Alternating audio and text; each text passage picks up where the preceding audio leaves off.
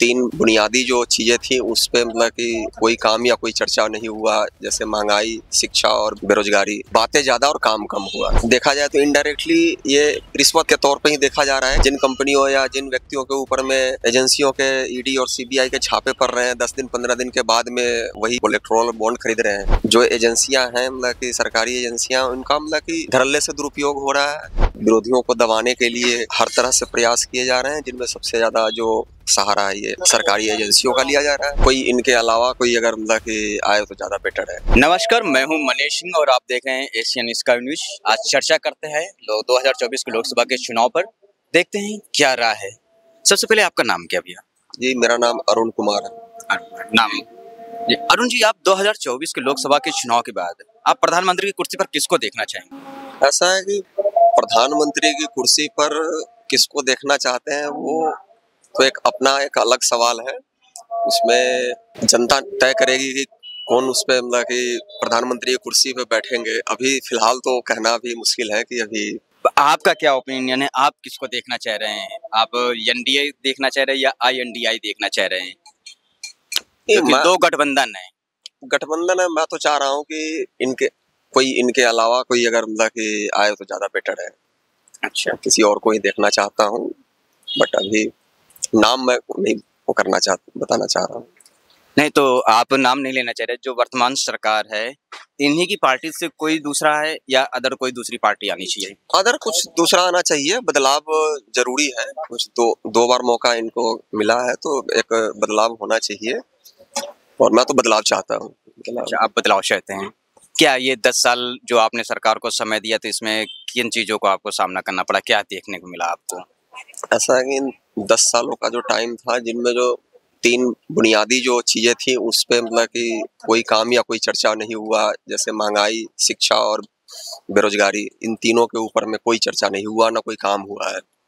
और यही तीन मुद्दों को सोच करके इनको जनता ने 2014 में लाया था, जिसपे इन तीनों ही मोर्चे पे ये जो सरकार है ये फेल रही है और बातें ज्यादा और काम कम हुआ। अच्छा, बातें ज्यादा हैं, काम क्या हुआ? अच्छा, ये जो अभी कहा जा रहा है कि चुनावी चंदे को लेकर घोटाला जो किया गया हुआ है इलेक्टोरल बॉन्ड के माध्यम से, तो इस पर क्या है? कुछ असर पड़ेगा चुनाव को?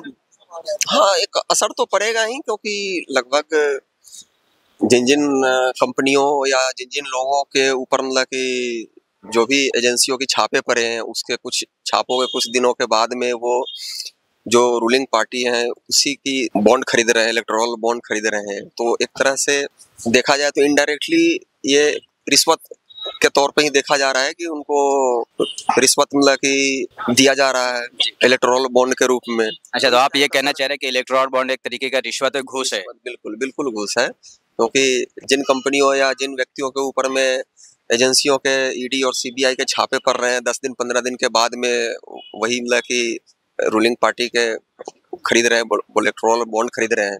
क्या इनडायरेक्टली आप ये कहना चाह रहे हैं कि क्या जो वर्तमान की सरकार है, केंद्र सरकार, यही ईडी के छापे डलवा रही है? क्या आप इसमें कोई दो राय नहीं है। तो हर आदमी मतलब इस चीज को जान रहा है और महसूस कर रहा है कि जो एजेंसियां हैं मतलब कि सरकारी एजेंसियां, उनका मतलब कि धड़ल्ले से दुरुपयोग हो रहा है केंद्र सरकार के द्वारा, जो भी वर्तमान सरकार है उसके द्वारा। और विरोधियों को दबाने के लिए हर तरह से प्रयास किए जा रहे हैं, जिनमें सबसे ज्यादा जो सहारा है ये सरकारी एजेंसियों का लिया जा रहा है। इसमें बिल्कुल दो राय नहीं है, ये बिल्कुल सच्चाई है। हर आदमी इस चीज को महसूस कर रहा है। अच्छा, ये जो अभी अरविंद केजरीवाल जो दिल्ली के वर्तमान मुख्यमंत्री हैं और मुख्यमंत्री के पद में रहते रहते उनको जेल किया गया, ईडी कस्टडी में अभी रखा गया, जेल नहीं अभी तो ईडी कस्टडी में, तो इस पर आपका क्या कहना है?